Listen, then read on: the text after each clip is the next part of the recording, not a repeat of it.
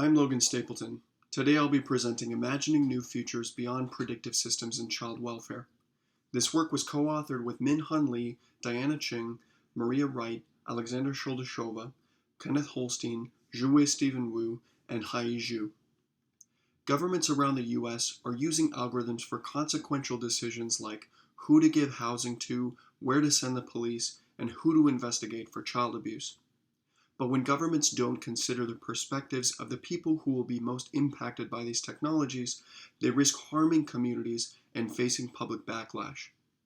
For example, where I'm from in St. Paul, Minnesota, the county attorney's office tried to make an algorithm that uses school records to predict which kids would get arrested in the future. But in 2018, a group of parents organized and successfully stopped the algorithm from being deployed. This shows the need to consider impacted stakeholders' perspectives from the very beginning of the algorithm design process. In our work, we focus on algorithms increasingly being used in the child welfare system, so we held workshops with parents and frontline workers who are most impacted by, but most disempowered in, decisions around these algorithms. In today's talk, I'll first give some background on these algorithms, then I'll describe our methods and participants, and finally, our results and implications.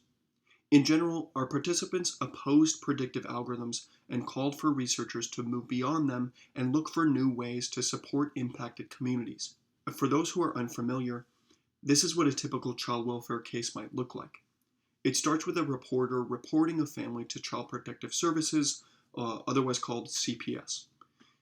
Then a hotline worker sees this report and looks up government records on the family and decides whether to screen them in for investigation or not. If they get screened in, then a caseworker, guided by a supervisor, will investigate the family. This often includes going to someone's house, looking around, talking to parents and children involved, and gathering information to decide whether to substantiate the report or not, which means to find that there was some evidence of immediate safety concern for the child. If the workers substantiate the report, then they can do any number of things, from going to court and placing the children in foster care to letting the family stay together and giving them services in the home. Machine learning algorithms are used in decisions around screening, investigation, and giving services. They're trained on government records like demographics, past child welfare history, criminal records, etc. And they predict the risk of some proxy for child abuse or neglect, like whether the case is substantiated or whether the child is placed in foster care. No current algorithms completely automate decisions, they just give a risk score to a worker who then makes the final decision. But there are no regulations currently restricting full automation. Finally, these predictive algorithms are being used across the country, and many more agencies are currently considering deploying them, so impacted stakeholders' views on these algorithms are timely and incredibly important. Next, our methods and participants. We held a series of 7 design workshops, each with 4 to 7 participants. In the workshops, we first provided some background on these algorithms, similar to the explanation that I just gave you. Then we asked participants questions about what they think about these algorithms and what problems they see within the child welfare system more broadly. Finally, we asked participants how they would change these algorithms or the child welfare system more broadly. We kept these questions open-ended and included questions about the broader child welfare system because prior participatory design work on these algorithms has focused on specific design choices and hasn't really engaged stakeholders about whether they want these algorithms in the first place or whether there are suitable alternatives. We had 35 participants in total, including mostly impacted parents, CPS workers, and other workers in the child welfare system like directors of private adoption agencies, lawyers, or psychologists. Most of our participants were Black and or Latina women, though there was a mix of genders and racial ethnic backgrounds. We recruited participants through existing contacts in child welfare, social worker mailing lists, online parent groups, and a parent advocacy group called Rise Magazine. We also used snowball sampling for recruiting later participants. Next, our results. First, many participants said that the child welfare system punishes families instead of supporting them. For example, One caseworker said, "We punish biological parents while our foster family agencies have a plethora of resources and support." The participants worried that predictive algorithms would make this problem worse. One parent participant said, "I don't trust the algorithm because it's set up to just surveil brown and black families." Some worker participants said that if the algorithm gave them a high risk score, then this would make it harder for them not to investigate a family, which is more like surveillance than it is support. Parents said that the algorithm would just add another barrier when fighting a CPS case.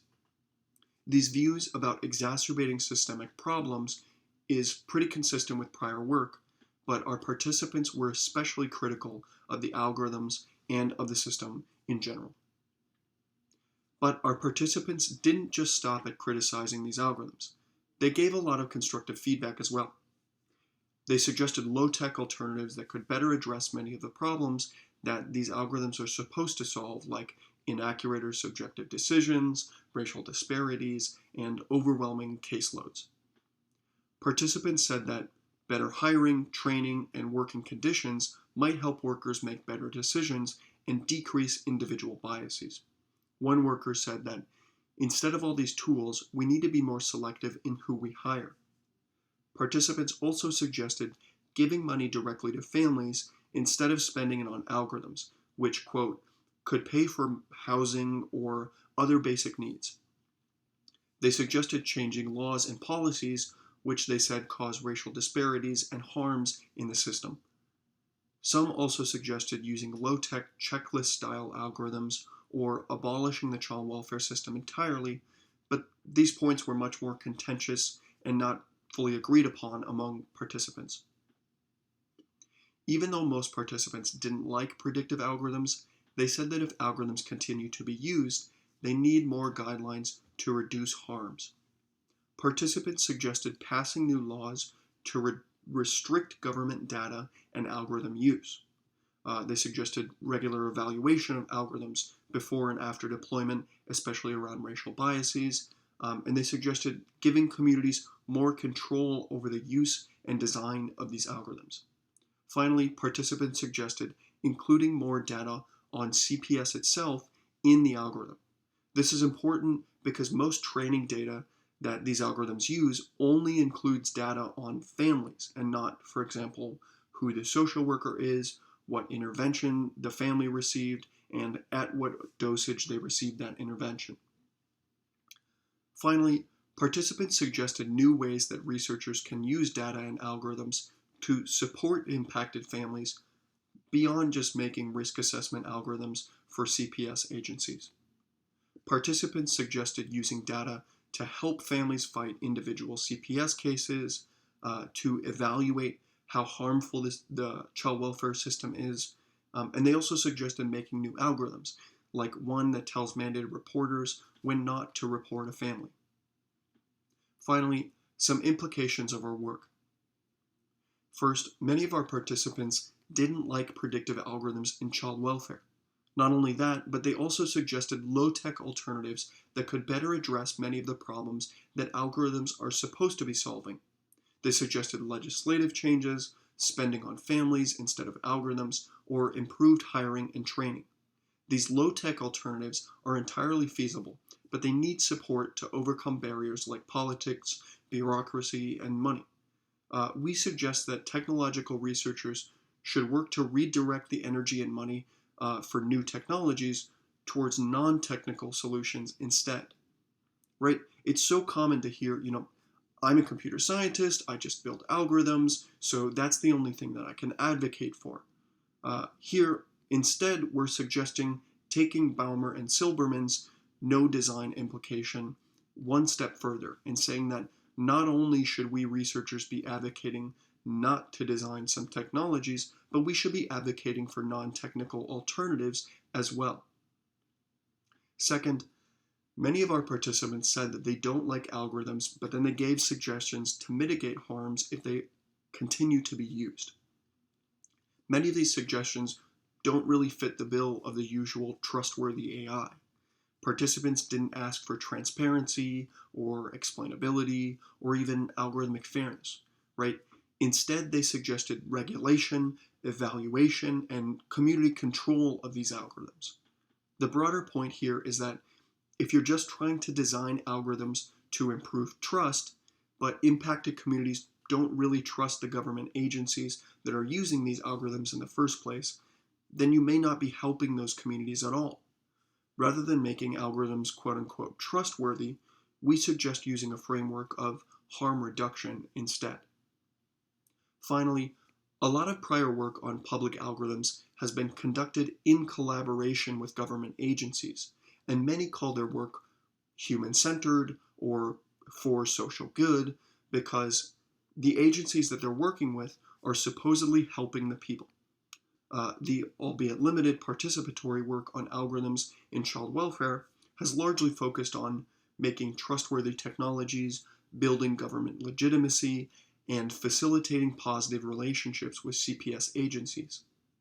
But if all we're trying to do is stay positive, then we're excluding families like many of our participants who have really been harmed by these government agencies and don't want to stay positive.